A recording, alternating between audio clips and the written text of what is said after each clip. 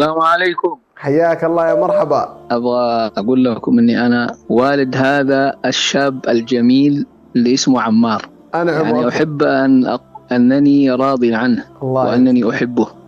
هذه الرسالة الأولى. الرسالة الثانية، أحب أشجعكم وأحفزكم هذا العمل الجليل. أنتم على ثغرة، لا تأخذوه على أساس أنه مجرد مسابقة. هو فيه جهد كبير ومعلومات عظيمة جدا تبث لشعبنا الإريتري، فجزاكم الله خير الجزاء. شد حيلك يا عمار، نحن نشاهدك من البداية.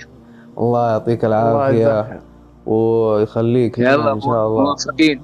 والإجابة وجعلنا من الماء كل شيء حي، لكن لست مشترك. الله يعطيك العافية يا أبوي. بارك الله في الجميع وشكرا لكم، والسلام عليكم ورحمة الله وبركاته. وعليكم السلام ورحمة الله. الله يجزاك خير. هذا شيخنا الشيخ محمد عبد الله والد عمار.